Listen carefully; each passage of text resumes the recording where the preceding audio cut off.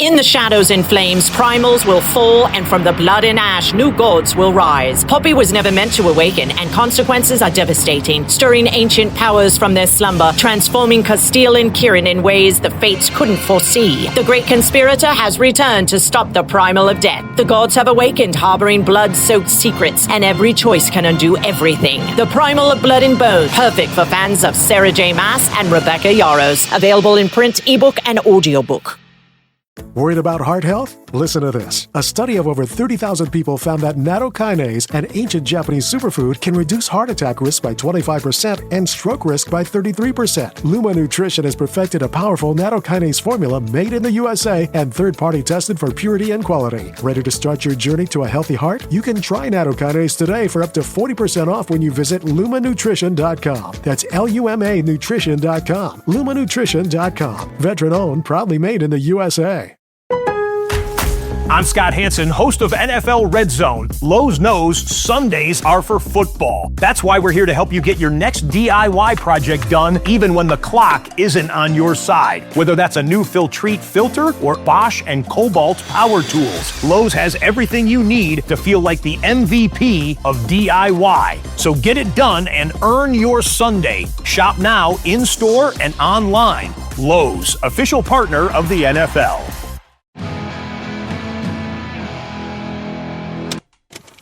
Hello to everybody who's staying strong and fighting good fights.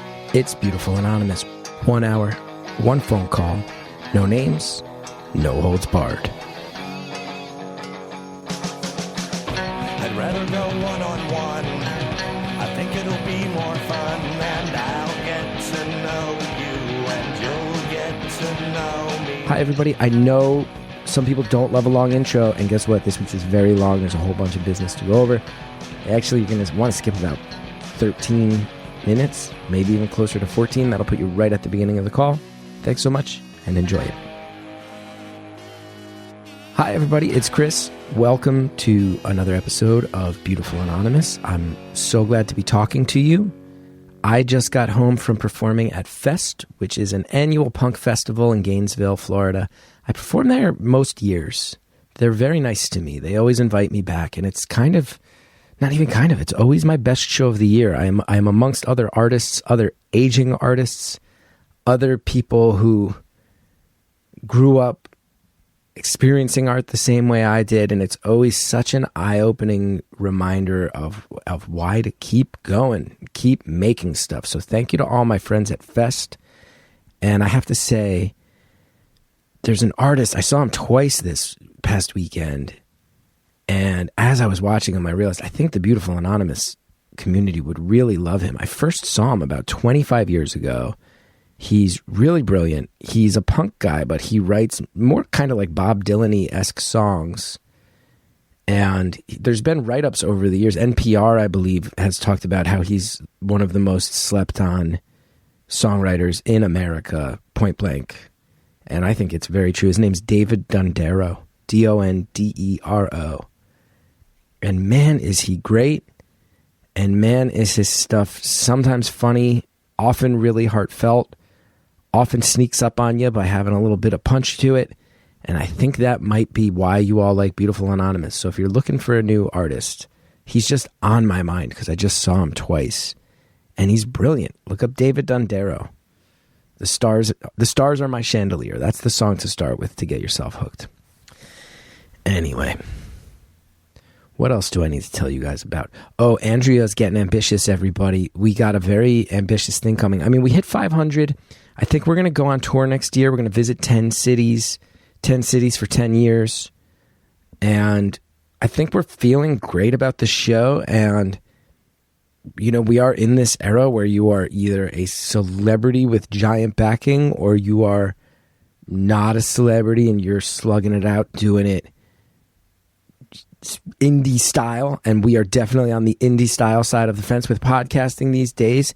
And that allows us to get experimental, creative, motivated. And Andrea is spearheading the idea that for everybody who is signed up at beautifulanonymous.com, you know, you get occasional follow-ups with past callers.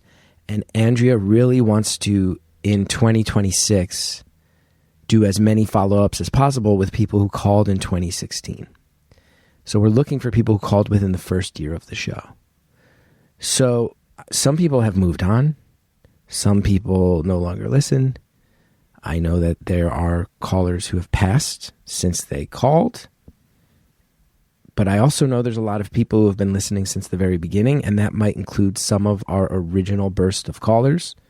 So if you called Beautiful Anonymous in the first year of the show, we would love to do a follow-up call with you in year 10.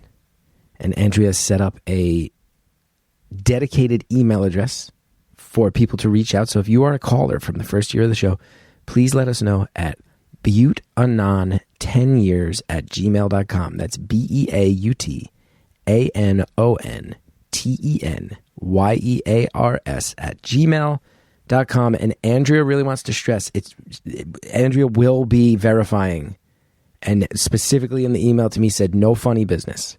And people might like to try a funny business on me, but I think you all have sensed you don't try to pull funny business on Andrea Quinn. You don't do it for your own sense of peace and well-being. Don't do that. But we would love to talk to people who called in 10 years ago. It would be so mind-blowing to follow up and see how people are doing now.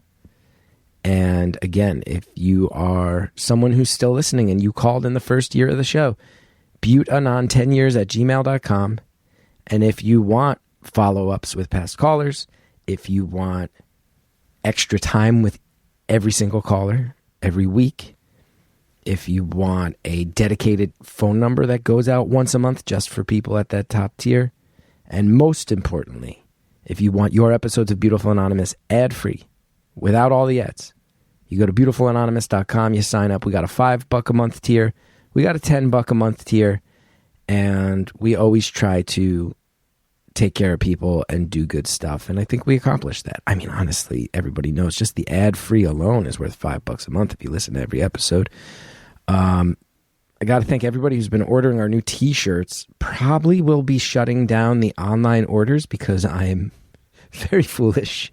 I miscalculated the shipping costs, and some of them are outright costing me. Some of you are receiving t-shirts where it has cost me $3 or $4 to send you the t-shirt. But you can hear, I'm saying that with a laugh, and I really don't mind. And that is the people who live very far away, and it is the people who also use their discount code that you get if you're signed up at beautifulanonymous.com. So that's called a loss leader, I believe. I believe that's called a loss leader.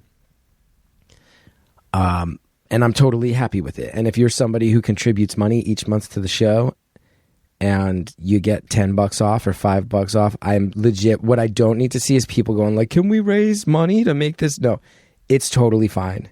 And the shirts will at least break even. We only printed 500 of the shirts. We've already, between the live event and online, sold probably just about half of those. So not like a booming business, but enough to keep me going back and forth to the post office every day, everybody. So if you've ordered your shirt, understand that it's taking me a while to get them out the door because I'm packing them all myself. I had my friend Jared stopped by the office. He helped me one day. But I'm running back and forth to the post office myself.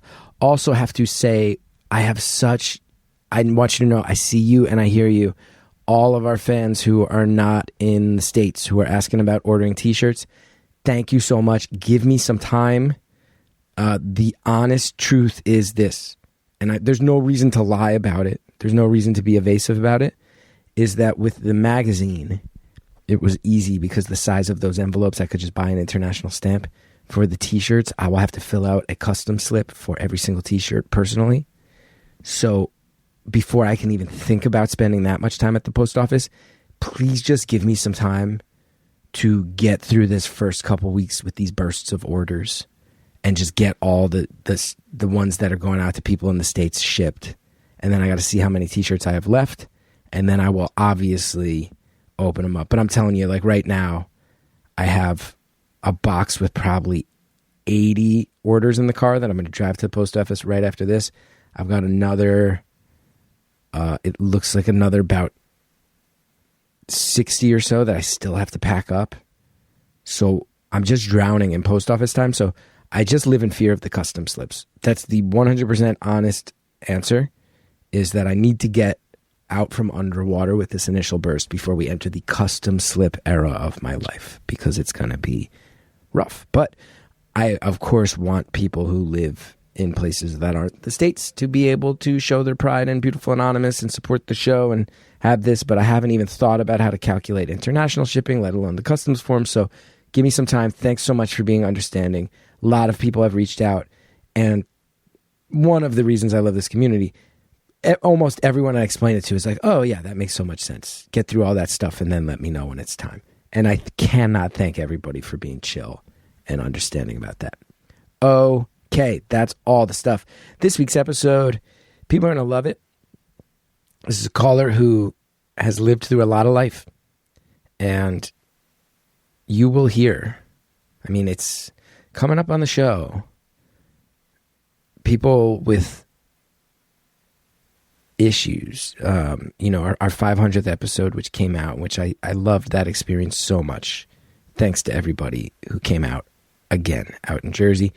We heard that caller was someone who was talking about hospitalization for mental health issues. This caller's been there as well, more specifically related to addiction. This is a caller who you'll hear has been sober for a year from alcohol. And that was a defining relationship in his life, his relationship with alcohol. Years prior to that,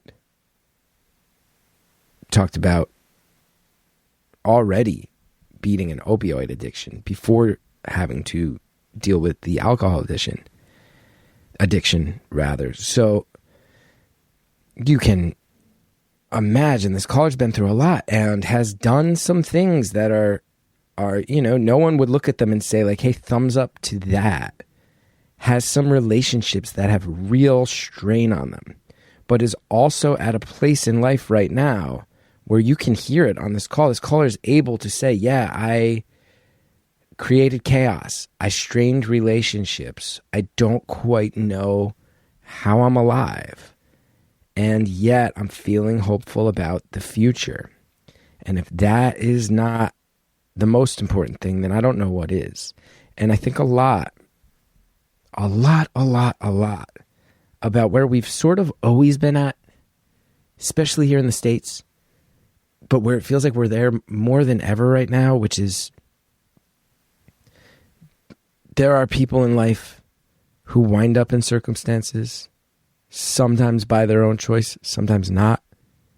And it seems like right now we are in a stretch where we are particularly harsh to the idea that people like addicts, people like those who have no homes, people who are turning towards things on the fringes of society just to be able to try to have food on the table and a roof over their heads. It is so incredibly easy to judge.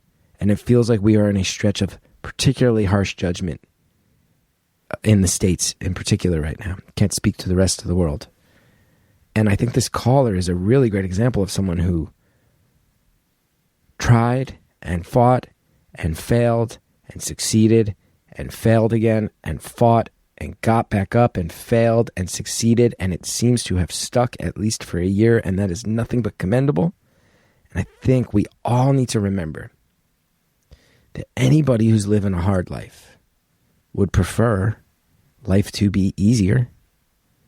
And whether it's because of the game being rigged, whether it's because of societal factors, or whether it's because of choices that you made and couldn't find your way out of, everyone deserves a chance to get to a place of stability, of happiness, of dignity. And this caller, you'll hear, we have a lot in common. Age-wise, background-wise.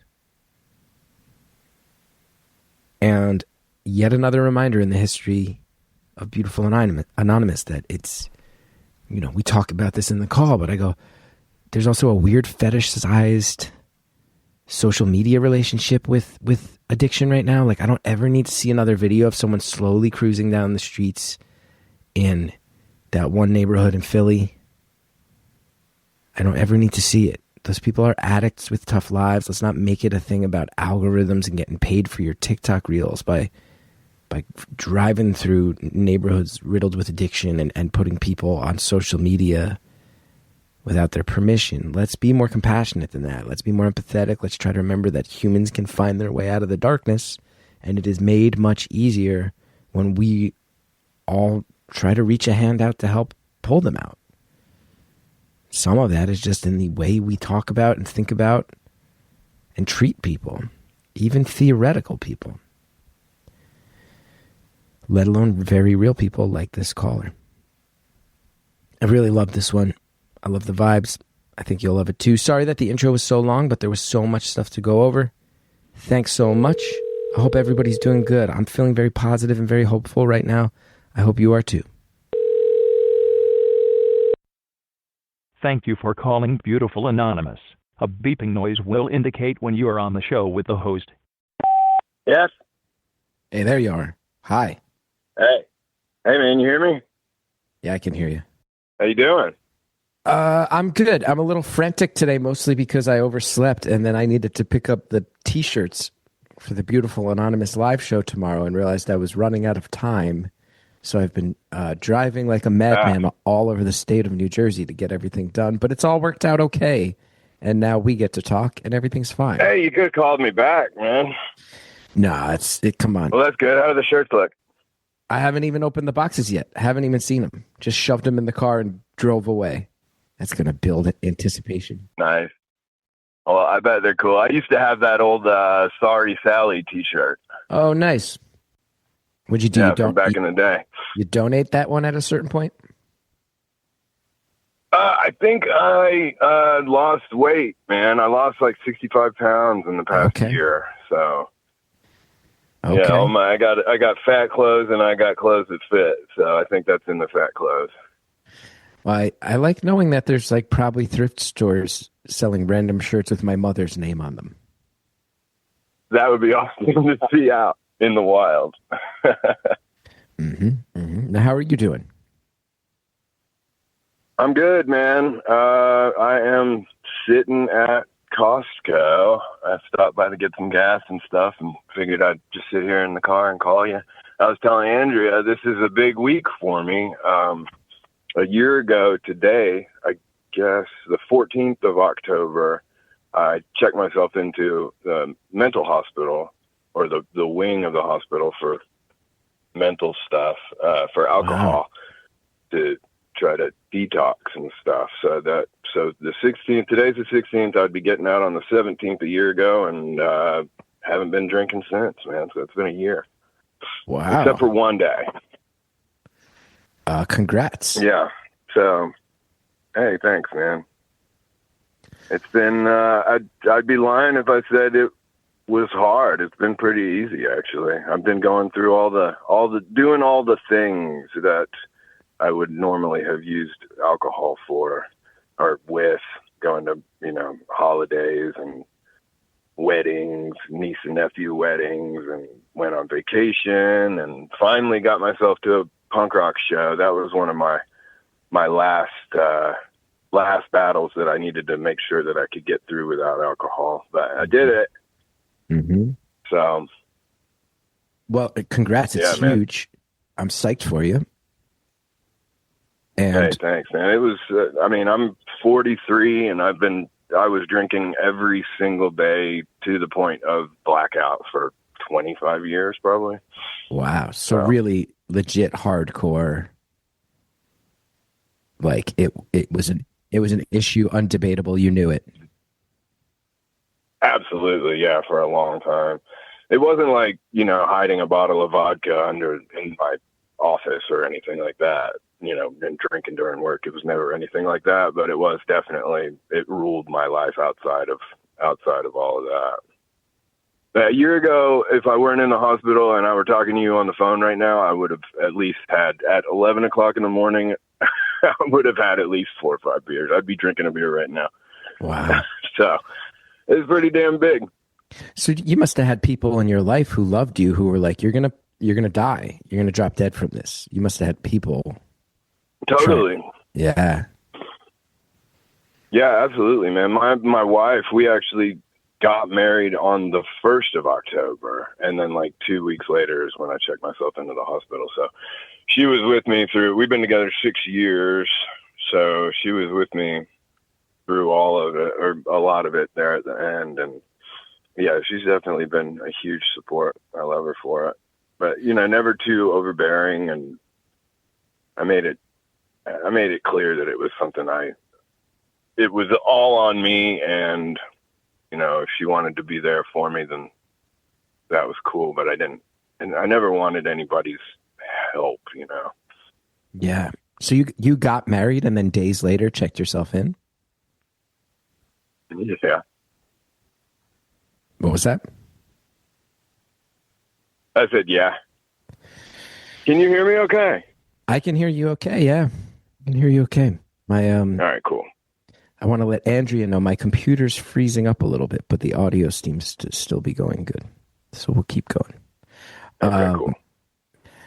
I'm really struck by that story. I mean, did you know you were going in when you got married? Did you know, okay, in a few days I'm actually going to go get clean? No. I don't like using the phrase get clean, but so it was not like, okay, the marriage, then this and planned out. It hit the fan that quickly after the wedding. Yeah, pretty much. I don't know if it was, just add the marriage onto the pile of stressors in my life or something. And in hindsight, it probably had something to do with it. It would be my 3rd marriage. I've been married twice before. Oh, wow. So I just kind of wanted this one to stick, So, and I know that, like, I was screwing myself up, man. I was very unhealthy. I was overweight.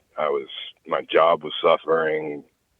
And, yeah, I mean, she didn't deserve who I was when I wasn't around. Like, we watch movies. We watch a lot of movies and stuff. And before we start a movie every night, I have to be like, have we seen this? Oh, wow. 'Cause I don't remember. Like, I'll remember the first 10 minutes of a movie, but I don't remember the rest. So, but yeah, she didn't deserve that. And my kids didn't deserve that. And unfortunately, their whole lives, I was drunk until now, but you still have a relationship with them? It had to happen. 43 is a good year. 40, I guess I was 42. What'd you say? I said, do you still have a relationship with your kids? Yeah, my son and I are tight. He's 22. And we talk as much as, I guess, a dad and a 22-year-old son would talk. My daughter, she doesn't really want anything to do with me, but I don't know what that really has to do with.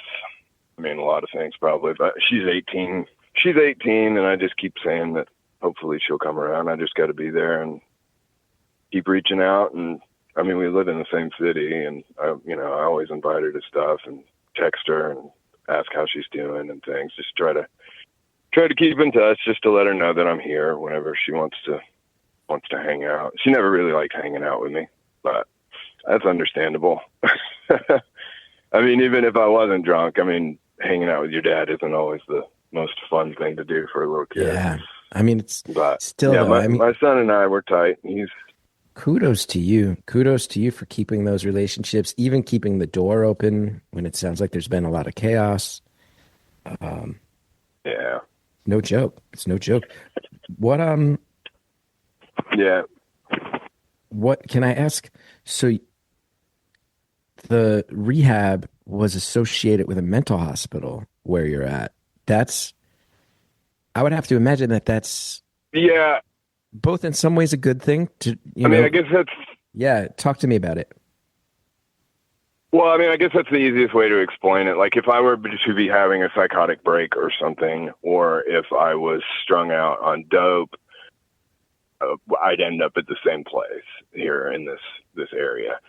And so like, I've been in before. I kicked opiates 12 years ago now, and so I went through the same kind of thing before. But nowadays back then it was everybody was on dope and getting clean from dope in the mental hospital. But there was a few people that were having psychotic episodes and in and out of different places and hearing voices and stuff. My roommate was talking to God or something. But yeah, most of the time it's drugs or alcohol that people are in there. So, but yeah, I basically used it the same way that I used it to kick the dope so many years ago, was just to kind of dry out and reset. This is no joke. You have but lived it's definitely a lot. Yeah. I've lived a lot. Watched everybody else not live and pass away. Unfortunately, my growing up, I got on opiates around the same time as a lot of other people did. It was just a disease, at least around here. I mean, where can I ask what region of the country you're in? 50%. I'm in the Southeast. Mm-hmm. But I'd say like 50% of the people I grew up with have died from overdose or something relating to that. And I think 50%, it's probably higher than 50, but yeah, a lot of people. It's at the point where if I hear about somebody that I haven't heard in a long time, I'm like, oh, they're still alive. Right on. It's wild. And you said you and I are... Oh, go for it. No, go ahead. I was going to say, you and I are right around the same age, and I can tell you in the Northeast as well, I don't think it was... I think you fell into a track that was, you were living it. But even me, as someone who's, I haven't had alcohol in over 20 years. I'm a nerd. I've always been like a driven guy who keeps Lily clean, and I have multiple friends who passed away from opiates. Like it was, people will look back. Oh, sure. People will look back at our exact age group, and there's been so much writing on it. It's not like people don't know. It's not like they haven't tracked it. But to sit there and go, holy shit, they pumped pills into communities. They drove people to, there were people massively profiting off of the idea that young people were just getting hooked on dangerous stuff. And it had such a visible and publicly known track from like, okay, there's people getting prescriptions, and then the prescriptions turn into addictions, and then the addictions lead people to these pill mills. There's doctors writing prescriptions like crazy. There's pharmacies popping up just to fuel this, and then when people can't afford the prescribed medications, it's such a clear track that's leading them to heroin, and then we saw heroin turn into fentanyl, and you look back and you go, they knew it was happening. We all knew it was happening. People were dropping like flies. And there's some people who made billions of dollars off of it. And a whole generation of people got ravaged by it. Yeah, definitely. And it wasn't even just my age group. Like I had a business back then, and I ran my own business, and I had like stay-at-home moms that would trade me pills for my services at my business. It was crazy, dude. Everybody. There was no age limit, no socioeconomic demographic that wasn't destroyed by it. And I'd love to, I guess I could look people up, but I'm almost scared to now at this point, some of the people that used to trade me pills. And these weren't like junky, terrible, skinny looking junkie people on the streets, man. These were stay-at-home moms and lawyers and cops and stuff that were doing this. It was everybody. It was wild. That's really nuts. That's really nuts for you to say that, such a high percentage of people passed away from one specific thing, and you were right there on the edge of it for so long. Oh, I was so close, dude. I was so close. I stuck mostly to pills, but they weren't cutting it. And I kept going up further or higher and higher to oxys and things like that. And then I had this girl, a friend of mine, came over to my shop, and my shop was kind of located near where like the heroin was. So she came over to shoot up. at my shop, and I got some of the heroin from her and snorted some of it. And it was, I could see in another universe, there something happened where I continued on that path. But in this universe, she ended up overdosing and dying.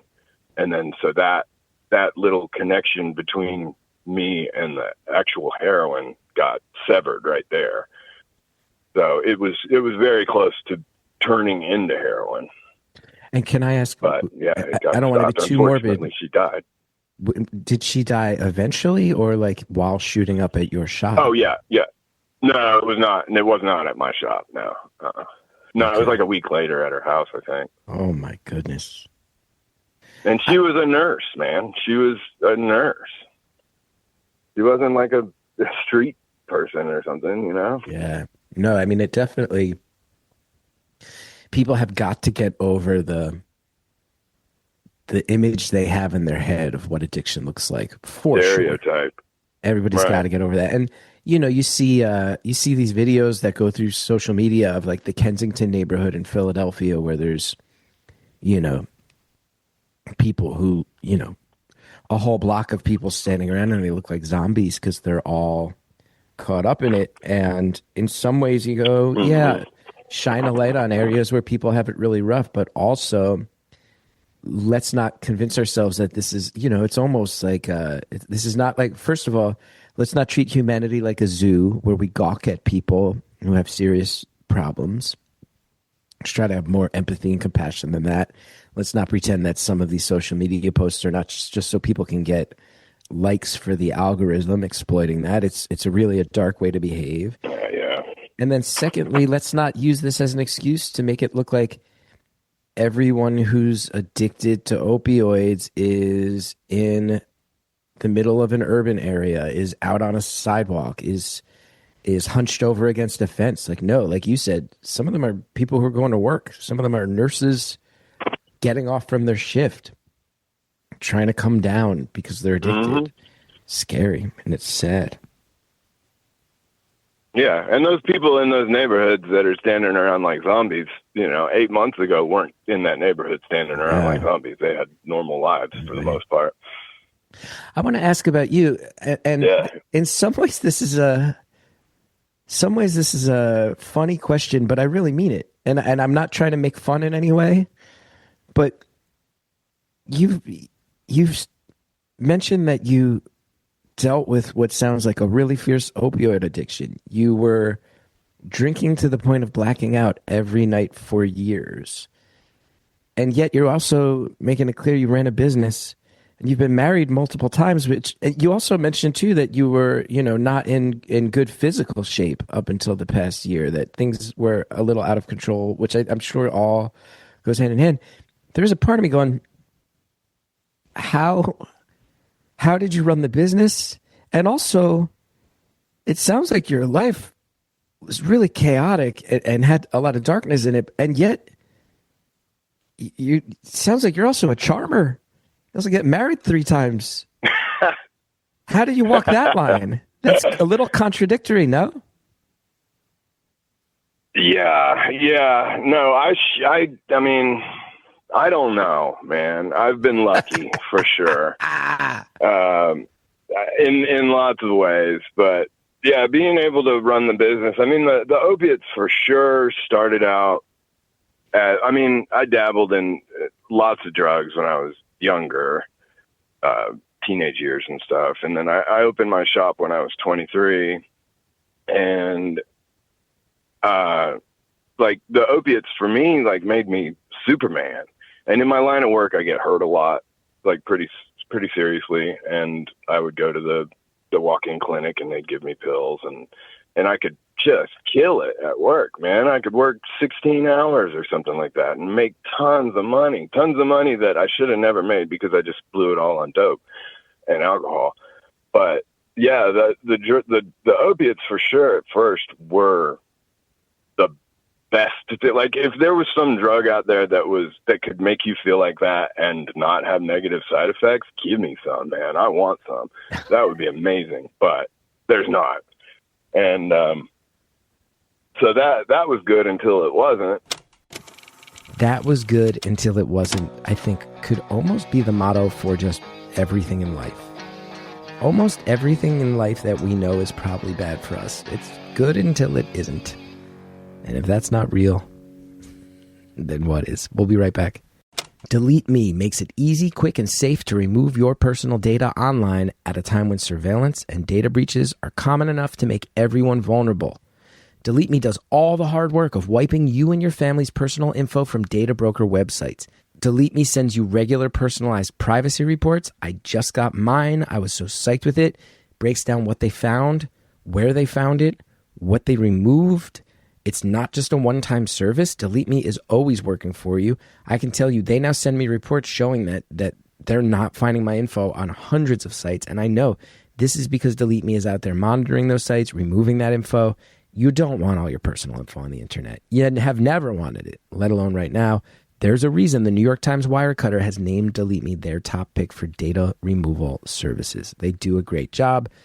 I have dealt with some situations where I didn't feel totally safe in terms of being a public figure.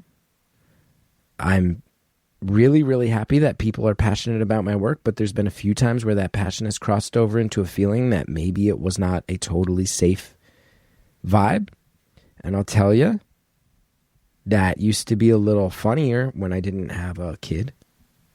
So the idea that there are services out there like Delete Me that stepped up to the plate and helped me personally get so much info that was floating around out there, out of the public sphere, I sit there, I go, it just helps me sleep at night. It helps me feel like I'm doing everything I can to protect my little guy and make sure that people looking for info on me have, at the very least, a tougher time finding it. Thank you, Delete Me, for the help you've provided me personally and my family. I mean that for real. It seems kind of intense for a podcast, Dad, but it's the truth. Take control of your data. Keep your private life private by signing up for Delete Me, now at a special discount for our listeners.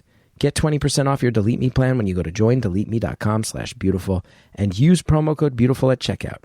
The only way to get 20% off is go to joindeleteme.com/beautiful. Enter code beautiful at checkout. That's joindeleteme.com/beautiful, code beautiful. You know what makes a good gift? Because I bet I'm not the only person out here, right? How many times have you given somebody in your life flowers?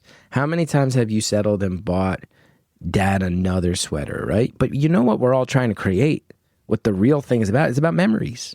And that's why Skylight Frame is doing such great work. You can preload a Skylight frame with tons of your favorite photos. So when the recipient opens it up, that frame's already full of special moments. It's personal, it's meaningful, it's really easy to use. Even the least tech-savvy person in your family will love it. I managed to set mine up by myself, and guess what? I am not good at anything related to tech. Skylight Frame is easy. It is probably the sweetest way you can imagine to share photos instantly with your favorite people. The setup takes less than a minute. You can send photos via the free app or email, and anyone can send them. You can set it up where a whole family can be sending stuff. It shows up on the frame's HD touchscreen. And there's 2 frame sizes. There's 5 styles. It fits beautifully in any room. And there's over 1 million happy customers who have one who will tell you that. Skylight is the top-rated digital photo frame on the market and the perfect holiday gift this season. Skylight Frame is a digital picture frame you can send photos to. They appear in seconds. It's the perfect gift for loved ones. The Skylight Frame's quick 1-minute setup. It's so easy. All ages, all tech skill levels. You don't need an app. You don't need a subscription. And if you aren't happy with your frame, you can return it within 4 months for a full refund. No questions asked. And if your device experiences any covered issue within the first 3 years, Skylight will replace it free of charge. That is quality right there. Find out why the Today Show, Wall Street Journal, HuffPost, and Tom's Guide all recommend the Skylight Frame. And right now, Skylight's offering our listeners $20 off their 10-inch frames by going to myskylight.com/beautiful. Go to myskylight.com/beautiful. You'll get $20 off your 10-inch frame. That's myskylight.com/beautiful. Thanks to all of our advertisers. Now let's get back to this phone call.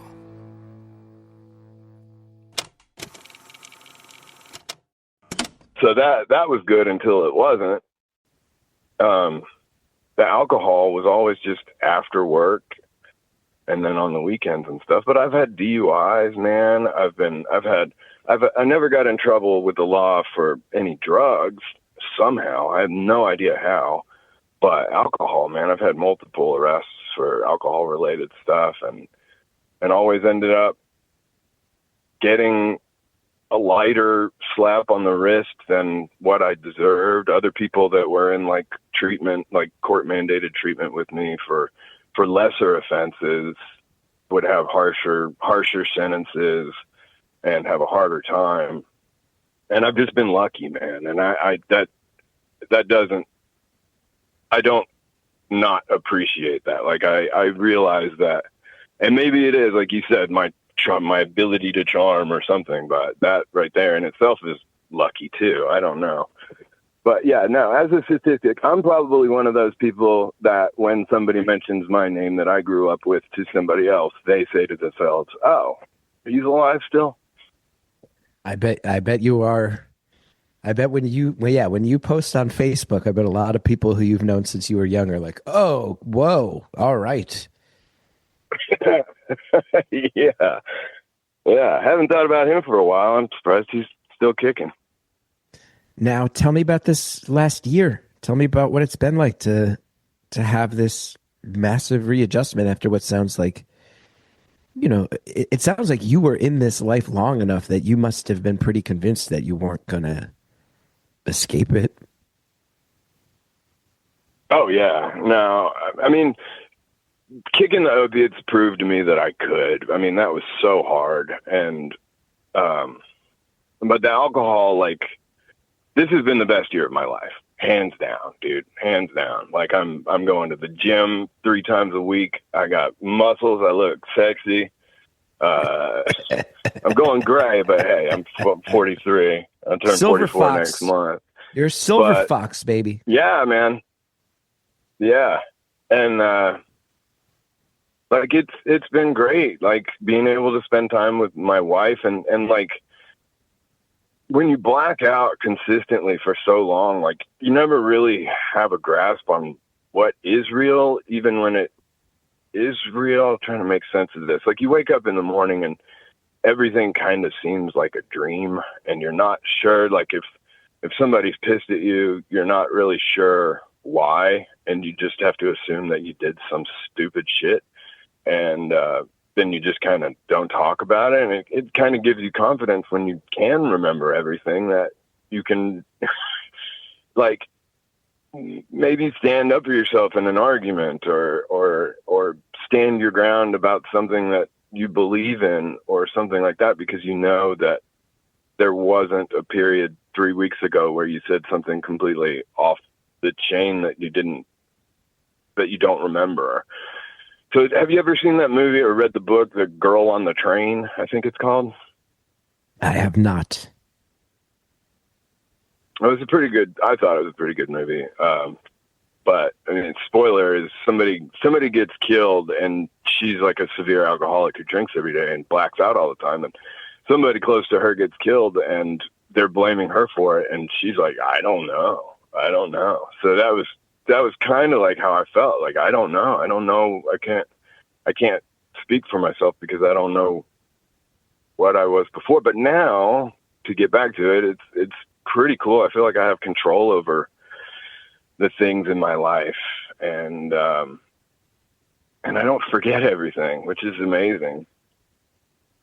But yeah, this past year's been great, man. It's like I said, going to the gym all the time. I'm working really well. I'm finally making money again that like is a respectable amount of money for my age and the time I've been doing what I've been doing. And I don't know, my relationships are better. It's everything. It really is. It's when you black out and you don't remember everything, you really don't have any confidence in the world around you when you're not blacked out, because you have no frame of reference for the rest of the world or the rest of time.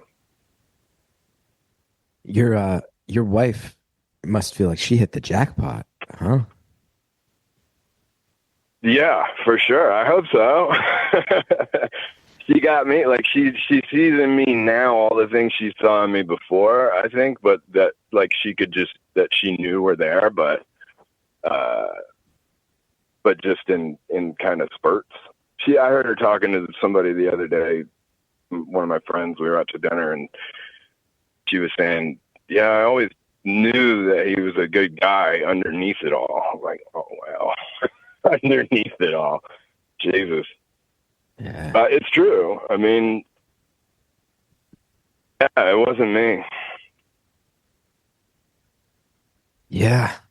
I'm happy. I'm happy to hear this story. I'm happy to hear what seems like it's not the end. You're 43, but I don't want to say happy ending, but like a moment of victory, at the very least. Yeah. Yeah, it feels good. I have to imagine, and I'm just going to keep doing it. And yeah, I was going to say, you seem very committed to it moving forward. I have real hopes that this is going to stick. Yeah, it is. It is. And I proved that to myself over the past year. Like I said, doing all the things. Like, I've never been on vacation in my adult life that I could remember all of it. And we took off to one of my nephew's weddings, and then we kept going east and hit Myrtle Beach and spent time at the beach, and then went over to National Park and did all that. We were gone for a week, and I remember all of it. And there was no big upheaval in my personal life during the time. I didn't do anything overtly stupid or fall down. I mean, the amount of bruises I don't have now is pretty amazing. I used to just have bruises all over me. I never knew where they came from. Yeah. Wild.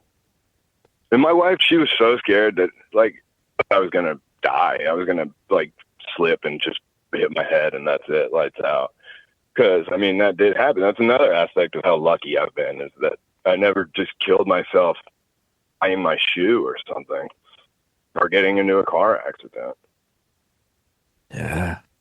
Yeah.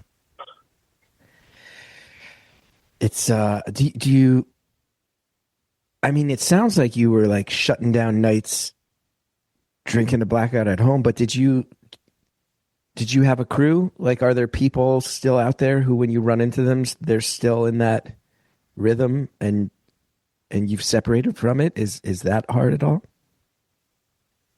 No, actually, man, after the opiates and stuff that weeded everybody out, most everybody around now is relatively sober or social drinkers, which is completely alien to me. I don't understand how you can do that and then not be drunk all the rest of the time. But so it got to the point where I was the guy who was drinking. So I'd have cookouts at my house and stuff and have like 20 people there, friends from forever ago, and I'd be drunk before everybody even got there. And in my head, it was like, oh, we're all going to have fun. It's going to be a party. And I'd realize that I'm the only one that's drinking any of this beer that I bought. So I still hang out with all of those people, and they're my closest and dearest friends that I've had for 30 years.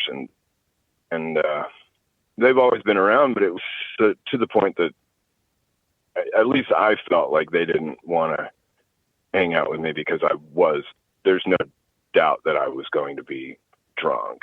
And if not totally drunk at first, I'd be eventually drunk by the end of the whatever hangout session or whatever. And they stuck with me, and I'm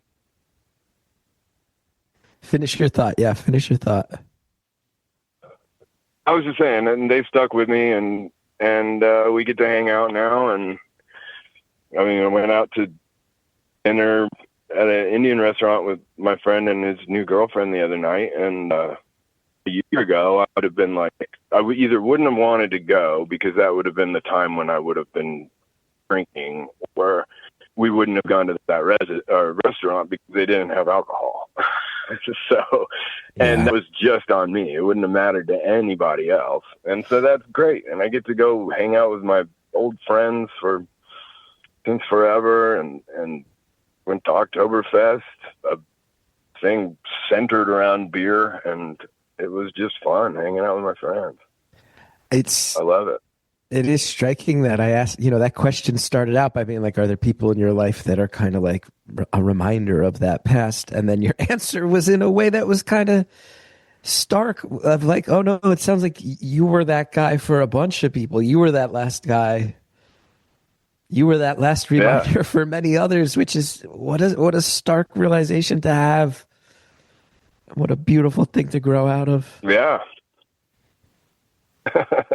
You did mention before. Man, I was always there for the people who wanted to get blasted and stuff, but yeah, most of my friends that do want to hang out just want to hang out. Like it seemed so foreign to me.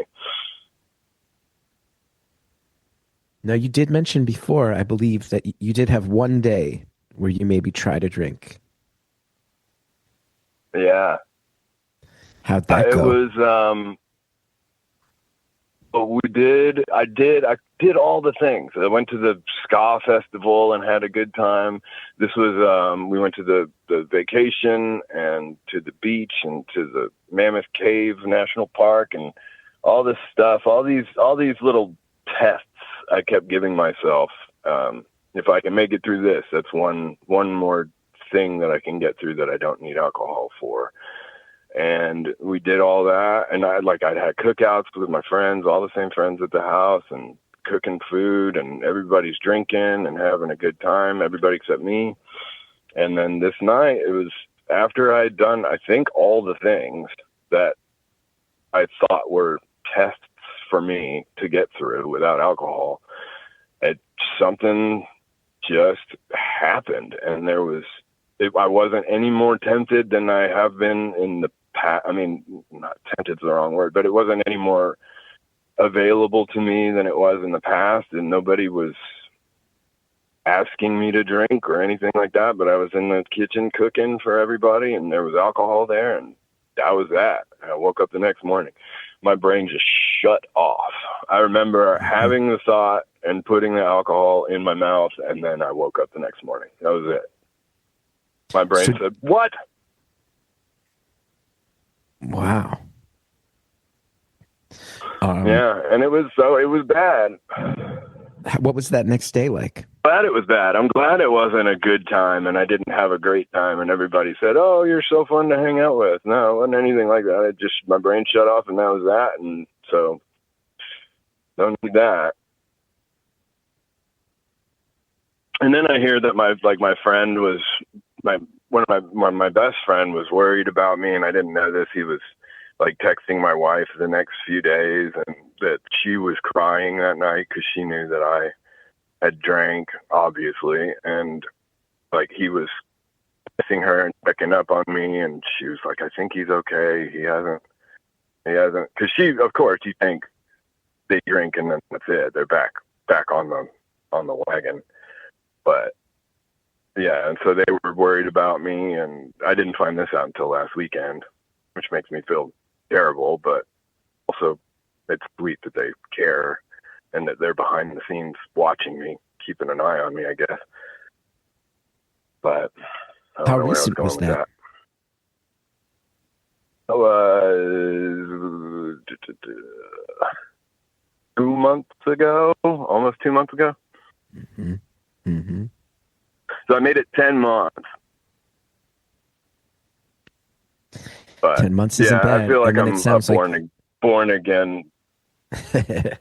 I mean, I think you're still allowed to say that for a year you've been doing really great, and you had one little blip that underlined. Yeah, I don't care. Well, I think when things become dogmatic, they just become harder to hold on to, right?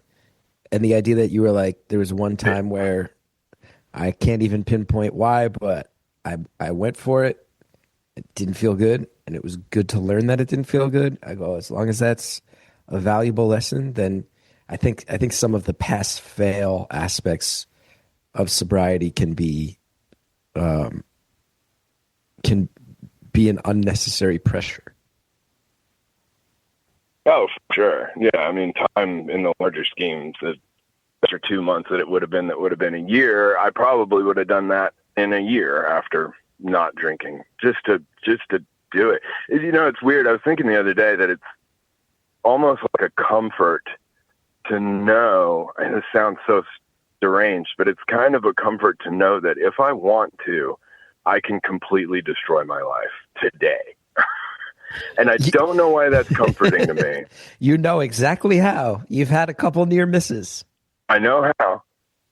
Yeah, and it might be a little bit fun on the way out, but I can do it right now if I wanted to. If I just wanted to give up, I could do it. And that, for some reason, is comforting to me. I've never heard anybody else say that, but maybe they just don't want to admit it. I think there's something really fascinating about that mentality. That it's not like, hey, I'm living under this massive pressure to avoid anything. Like, if I want to hit the self-destruct button, I know how. I know what it'll look like.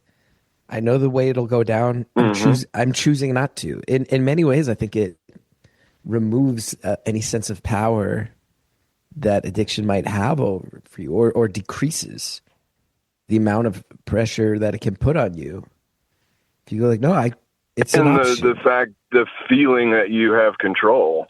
Like, yeah. I'm a control, I guess, kind of freak. I always want to be definitely the one who calls the shots. And so I guess that kind of feels like that. And you said, what kind of work are you doing these days? It's not something I'm fighting against. Yeah, I'm glad. I am, well, we can open this, but I'm a dog groomer. I love this for you. Yeah, I've been grooming dogs. Well, I started out as a veterinary assistant 25 years ago, and I did that for 4 or 5 years, and I've been doing dog grooming ever since. So it's kind of why I was saying I get hurt in my job. Like, I get bitten, I get torn up, and throw my back out and things like that. You got pissed off, wet, cold dogs that are mad at you? There's always an X factor there. Yeah, definitely. Yeah, yeah. And like, they know me at the walk-in clinic. They'd be like, "Oh, he's back. Give him some pills. He's back for a dog bite. He got part of his finger bit off." Jeez. I'm not much of a dog fan, but I do have a dog now, and I've come to begrudgingly admit that.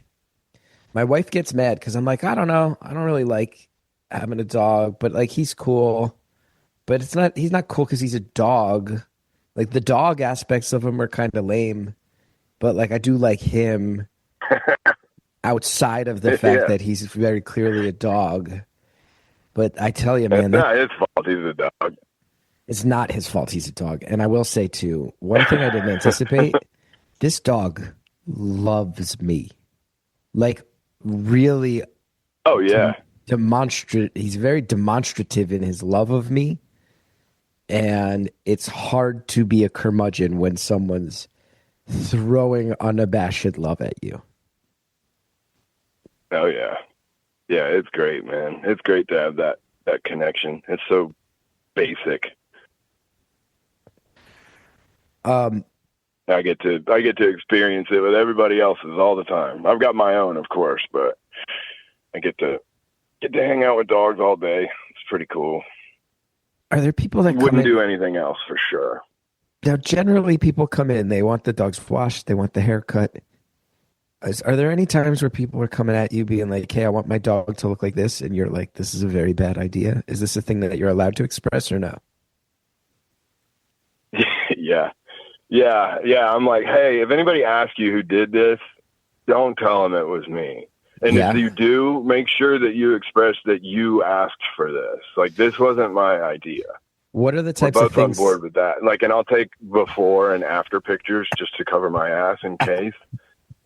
Are there I trends? did that yesterday, actually. Are there trends in dog grooming where you're like, this is so lame and it makes me feel bad for these dogs?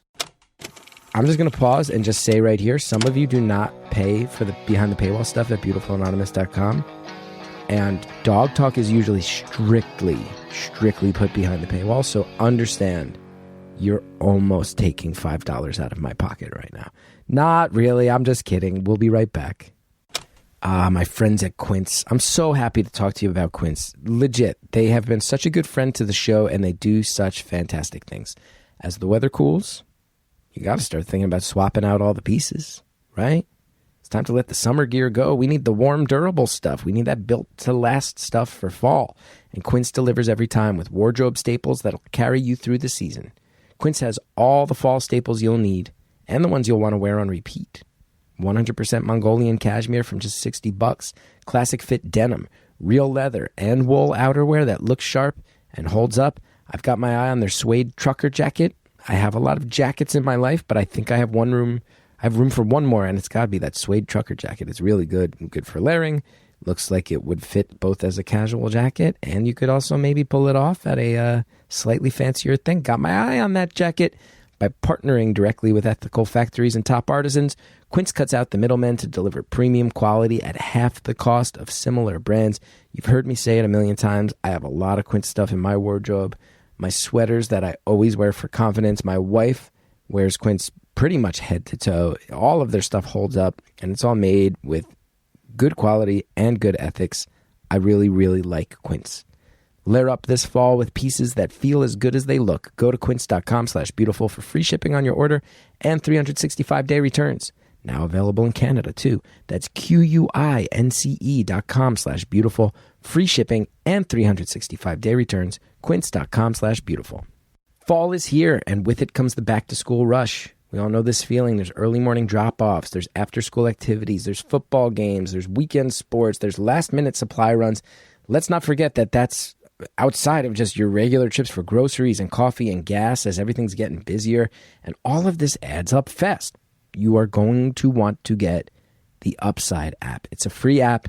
It's a really easy way to earn real cash back every time you fill up your tank, grab a bite to eat, or stock up on essentials.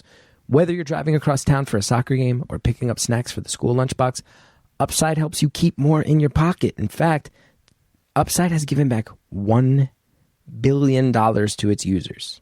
I want to make sure you heard me on that. $1 billion back to Upside users. It's no joke.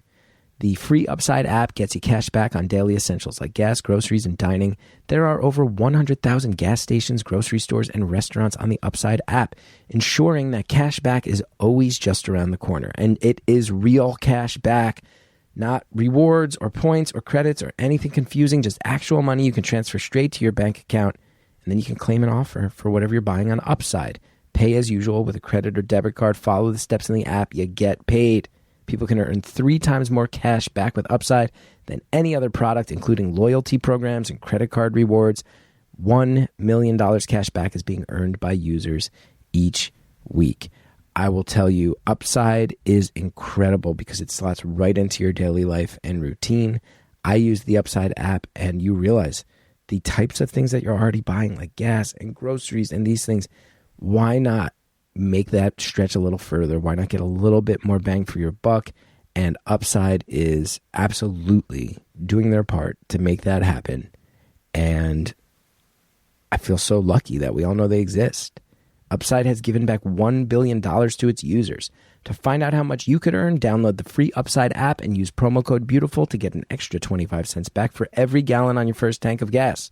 That's an extra 25 cents back for every gallon on your first tank of gas using promo code BEAUTIFUL. Thanks so much to all of our advertisers. Now let's finish off the phone call.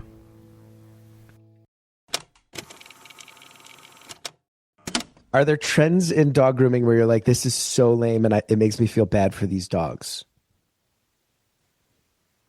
Not in the grooming itself, but there's definitely trends in the types of dogs that people get, and like popularity of certain breeds. Like when I first started, it was all Shih Tzus. Everybody had a Shih Tzu. And then there's been a couple different breeds throughout the years, and right now we're on a doodle kick. Everybody's got a doodle. A golden doodle, a labradoodle, a Bernie doodle, a sheepadoodle, all those doodles. Everybody's got one of those, and unfortunately, people don't understand the level of like commitment that they have to a breed of dog like that. And so I get a lot of people that don't take the right kind of care of their dog, and then the dog has to be completely shaved. And then I've had people cry in front of me when they see their dog. I'm like, dude, this is not me. This is you. You got this $6,000 dog, and then you don't want to pay the $150 a month it is to take care of it. I understand that, but hey, it's not me, man. So there's that. Yeah, it's doodles right now. Yeah, and I'm at a vet clinic now. I've okay. been at this place for 11 years. So I've worked at a vet clinic. I've worked at a pet store. I've ran the shop at a pet store. I've owned my own place, and now I'm at a vet clinic again. And so the people who are coming in there are already primed because it's a vet clinic to be spending an extra amount of money than they would if they were just going to get a haircut or something. But so I don't get a whole lot of pushback on that kind of stuff. But yeah, I still do get some tears every once in a while about me having to shave their little baby. Yeah. But it is what it is. Our dog, who, this is a treat for listeners because I've sworn that dog talk will only happen behind the paywall, but we adopted him. Yeah, that's why I was vague about talking about my job. Very kind of you to try to play by the rules, but we'll lift that rule for today. Yeah, it's on you now. You started it. My fault, but yeah, we adopted him. He got driven up from Tennessee, and we didn't know what he was, and then my wife did the DNA test, and it turns out he's a doodle, but he's half pit, half poodle.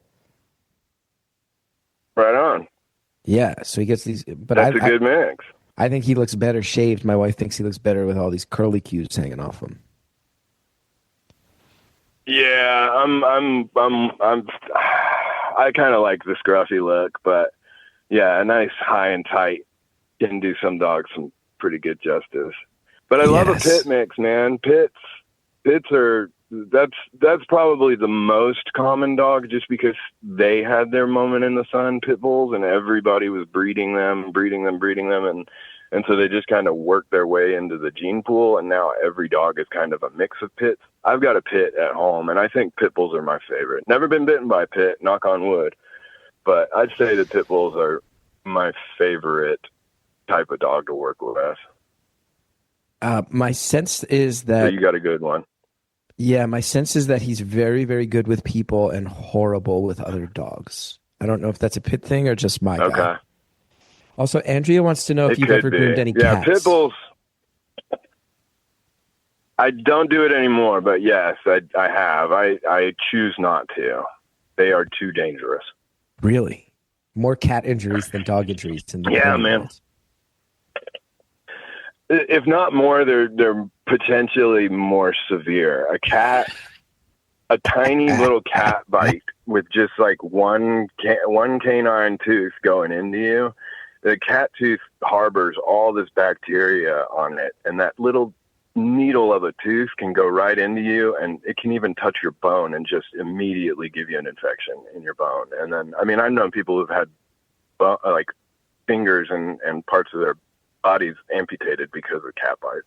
So really? That, and then like, yeah, they're no joke. If I were to groom cats now, I would do it while they're sedated. My clinic wants me to do cats again, but and they're cool with me doing it while they're sedated, and I might start doing it again, but only if they're asleep. For everyone. That's a terrifying answer. That's terrifying. That's actually chilling. That was as chilling as anything you've said about the opioid epidemic. Yeah. Yeah, I quit cats too, man. I quit opiates and alcohol and cats. You got a good sense of humor, man. You got a good sense of humor. Through all the dark times, you retained your humor. That's how you're charming all these people, huh? That's it. Yeah, everything's a joke. Damn, man. And you're a punk rocker too. We got a lot in common, huh? We do, yeah, dude. I've always thought that, like, the more I've gotten to know you parasocially through listening to your comedy and stuff and the podcast, of course, but in your shows. But, yeah, like, we were both raised Catholic. Like, if we grew up in the same area, we would no doubt either have hung out multiple times or be friends today. Maybe not to be friends today because I did get strung out on drugs and you didn't, but Yeah, I mean, and I played cello when I was little too, so we might have even been in the same strings class. Raised Catholic, going to punk shows and stuff. We definitely are similar in some ways. Are you a pro wrestling fan as well? Age. I'm not. My friends are, dude. I tried to get into it back in like 2000 with the NWO and all that stuff. Mm-hmm. I really tried to, because my friends would talk about it around me, and I'm like, I have no idea what you guys are talking about. And so I tried. I gave it a shot. I even like picked a guy. I was like, okay, this is going to be my guy. I'm gonna follow him. Triple H, I think his name was. Yeah, he's in charge of the WWE now. Okay, yeah, I wouldn't even recognize him if I saw him, but I was like, okay, I'm gonna hang on to this guy. This is his way in, so I can understand what my friends are talking about. I just couldn't do it. No, but they're all into it. Has anyone ever told you that you have a very similar voice and vocal affectation to AEW wrestler Jon Moxley? Jon Moxley, no.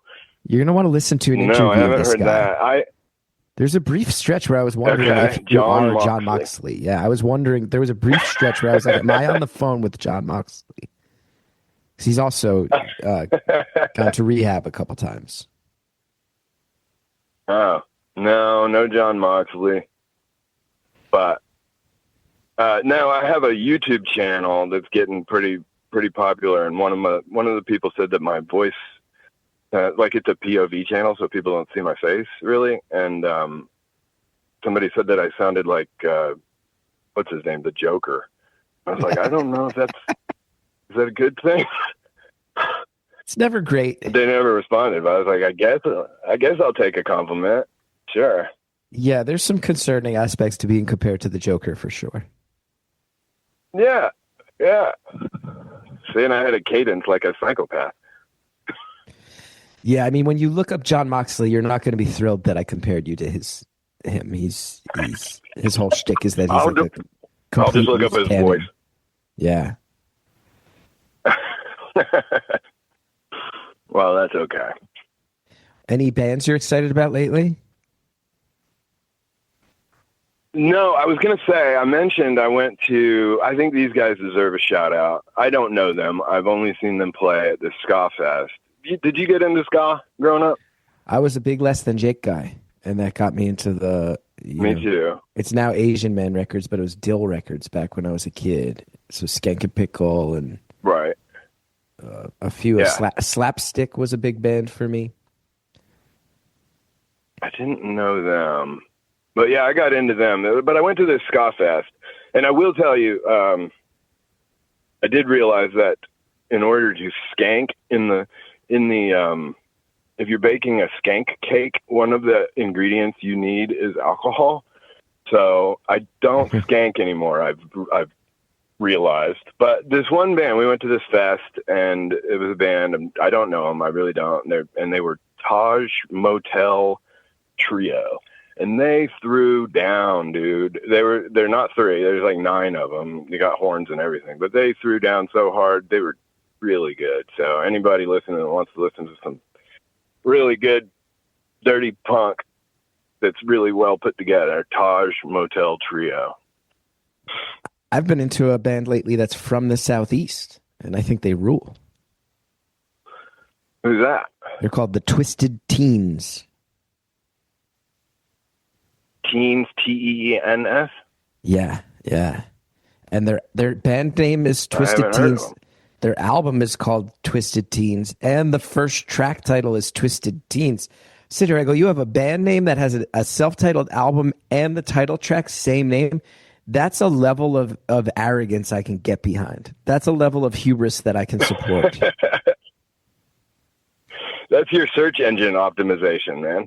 Oh, killer You're only SEO going to find them if you Google. I think they're out of Louisiana, if I remember right. Okay, I'll have to look them up. They punk rock? Yeah, but punk rock with a steel guitar. It's really good. So it's like nice. Punk rock. It's kind of like it's like if Creedence was punk rock. Oh, interesting. I like that idea. Yeah, it's good. I succeeded in raising my son. He's 22, and he is He's a new age, this generation or his generation punk rocker. It's pretty cool. I took him to his first show and stuff, and That's he awesome. stuck with him rather than him just thinking I was a big dork. But he's into more of like the punk EDM kind of mix stuff, like two dudes with a guitar and a drum machine kind of stuff. Yeah, yeah. That's cool. Like the band Suicide from a long, long time ago. Yeah. They were, I mean, real old school. But yeah, he goes to the shows and stuff. Yeah, I mean, they would be like the granddaddies of what he listens to now. But yeah, but he goes to shows around here. We still live in the same city, and it's got a pretty decent scene around here, and he's part of it. I love it. I feel real good. Real happy for you, man. Thinking about how you have this, you have your health with you the past year, hitting the gym. Not everybody needs to lose weight, but it sounds like your weight loss ties right into an increased level of health. You still got your relationship with your son going strong, which gives me a lot of hope that your relationship with your daughter can defrost because there's precedent set for it. Yeah, I hope Still so. experience in music, experience in life. A lot of friends who stuck with you even when you were kind of the last man standing from the old ways. I find myself very excited. Very, very excited. Because that future seems man. a I lot appreciate brighter. you It seems a lot distilling all brighter that. today than what you were headed towards. For sure. There was no future before. It's like I said, it's been the best year of my life. Quitting alcohol, 10 out of 10 would recommend. I will say though, it wasn't, I think this should be said, the way that I quit, it's the same way that I quit opiates as well, is I got this drug called antabuse. And there are people on either side of the antabuse idea. Do you know anything about antabuse? No. So it's the medication that you take that basically makes you allergic to alcohol. So some people might say that's cheating or something, but I don't care how I got there. But it makes you allergic to alcohol, so you can become violently ill, like emergency room level sick, if you do drink alcohol. So it's like it took the opportunity or the option of drinking off the table for me. And I was like, well, I'm just going to take this forever. I don't even care. I'll take it forever. My psychiatrist was like, oh, we need to get you off of this. And I'm like, why? There's no negative consequences to taking it at all. As far as I know. I mean, there are some things that you need to avoid when you take it. Like some people do, at least, like mustard or things that are like have alcohol, even if it is like cooked off or whatever, it can make you sick. It didn't do it to me, but it did. That's how I like broke the cycle. And I kind of did the same thing with opiates. Is I took Suboxone, which I think you know about Suboxone. It makes you not. I mean, it gets you high, but it makes you not be able to get high on anything else when you take it. And so it just kind of sets you back to normal. And then you can move on with whatever recovery you need to do after that. But people are against the Suboxone too. But that's how I did it. Like it wasn't, I don't do the AA meetings or anything like that. Power to anybody who does that. If that's your thing, that's great. I tried it before. It's not for me. But yeah, the ways that I was able to quit the things that I did, it was basically replacement. Like if you wanted to quit smoking cigarettes, you'd use a nicotine patch or nicotine gum. See, and that was how I got it. I think that needed to be said. No, because, well, here's the thing. I appreciate you saying it, and I appreciate hearing that there's debate about it, but I also have been talking to you for an hour, and I go, you are unquestionably in a better place. You are so clearly healthier. You are so clearly happier from everything you've described, even just at a cursory level that's evident. And, having a pill where people go, well, if it's a magic pill, are you making the fundamental change in yourself? You still have to opt into taking the pill, right? You still have to not flush all the pills down the toilet or ignore them. You still have to wake up and commit to it and understand that. And I'm sure in those early days, You sit there with a glass of water ready to take that pill, looking at it out on the counter, and you're probably going, fuck this pill, man. I don't get to have the fun I want to have because of this pill. And then you take it anyway. Like, that is a moment of choice. That is a moment of commitment. And that is a moment where you check in with yourself and declare on a daily basis, like, I'm going for it, and I'm not going to give up on myself, So I would say that if that pill were to exist and people weren't using it, there's probably, for anyone who wants to say that that's a cheat code of sorts, I would have to imagine there are many, many people who have used it who would not have been able to get there without that cheat code. So the results are the results. Definitely. And if you're healthier and happier and you get to have a longer life that you feel more aware of, for, like, just hearing you say that there were so many stretches of life where you just had to assume you made mistakes because you legitimately couldn't remember. You sit there, you go, that's no kind of life. For most people, that's no way to live. And it's certainly not a way that you can live on a long-term sustainable level. So how is it going to end? So yeah, use the cheat code, treat it like an old Nintendo game. Up, up, down, down, left, right, BA start. Who gives a shit? You're sober now. Congratulations. That's awesome. Definitely. And I should make it clear that I don't still take those. Like, it's all on me now. Like, I took the Suboxone and weaned myself off of it. I took the Antabuse for like 3 months and then stopped doing that. So it's not like I'm taking these things still to keep me from, because I don't trust myself. It's all on me now. But yeah, I mean, if there's a cheat and it's not hurting anybody and you're going to wreck your car into somebody tomorrow because you're too drunk, take that, dude. And the cool thing about the Antabuse too is that it takes like 10 days for it to get out of your system. So if you the only way you can drink, if it makes you sick, the only way you can drink is be like, okay, in 10 days, I got to stop taking this till today, and in 10 days I can drink. So like, even if you want to fall off the wagon, totally in 10 days. Even if you want to fall off the wagon, you got 10 days to reconsider that decision, because if not, you're going to the hospital. Exactly.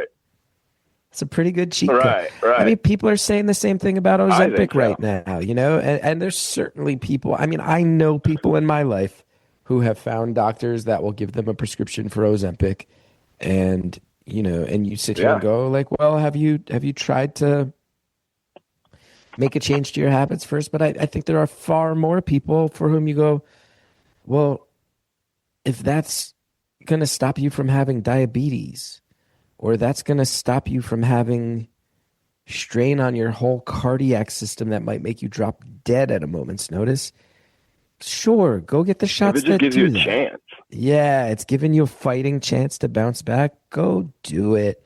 If it's not ill-intentioned, and if it's, who cares? Like, this is why technology exists. This is why research happens, to try to help us get to happier, healthier lives. And, there's always a dark side to shortcuts, and this is also how you wind up with, like, grifters telling people, you read about a lot of this stuff where it's like, hey, here's a magic rock, and if you stick it in your vagina, you'll be more fertile, where it's like, what? Wait, what?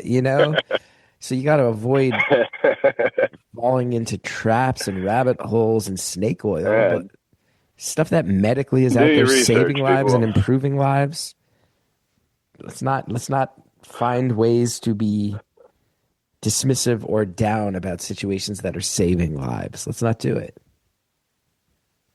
No, and I don't understand why anyone would be. I mean, I've heard arguments from both sides, and the argument against it just doesn't make any sense to me. But, whatever. It's always from somebody who doesn't need it. That argument against it. We have 1 minute left on the free feed here. And I want to ask you, all right, I wonder if you've gotten to this point yet, but I bet you were not at this point for many years. Are you someone who can now think about 5 years from now, 10 years from now, what you hope is happening in your life? Is that, I'd have to imagine that wasn't much of a factor when you were blacking out on a daily basis. Are you getting to that place now? Are you starting to think long term? I'm there, man. I'm there. I've been for a little bit. but yeah, like saving for retirement and like that didn't exist before. And now, yeah, there is longer to my life. Like people in my family live to be pretty old, like 90s. And I think I'm going to get there, dude. Sick. And I think I'm going to do it healthily. That's awesome. So, yeah. There's future, man. What a happy thing to be able to say. We're going to go ahead and say goodbye to everybody who's listening for free. Thank you so much for checking in with the show. If you want more with each caller, all right, it's about to get dark, everybody. You got to pay for the darkness. It's going to get dark. BeautifulAnonymous.com if you want to pony up for the darkness. Thank you so much. Hey, thanks, man.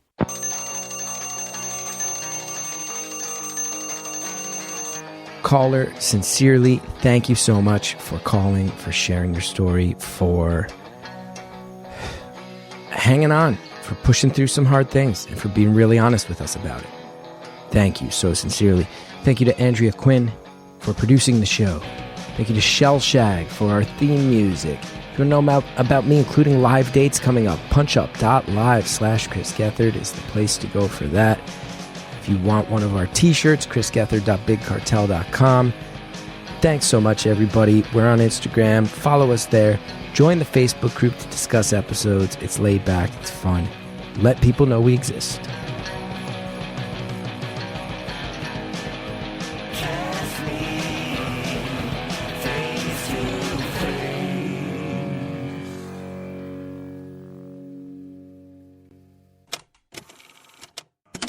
This week on Beautiful Anonymous Plus, here's some of what you'll get from the 5 questions. There's some things that, like the way my wife loads the dishwasher with I don't know, I guess there's 50-50 on this, but I put the tines on the fork, I put them down in the dishwasher. I'm an up guy. It doesn't make any sense, man. When you're unloading it, you're going to grab the forks with your dirty hand to put them in the cabinet in the drawer. Gross. But do you not feel that, like, when the tines are sticking up, I feel like they have the most access to the water and the detergent? Yeah, I don't think that's an issue. We'll have to do some science on that. You and I might have just had a beautiful conversation about recovery from opiates and alcohol and a rebirth in your 40s. And a lot of the reaction online might purely focus on fork washing techniques. And that's it. Don't forget to sign up for Beautiful Anonymous Plus at beautifulanonymous.com.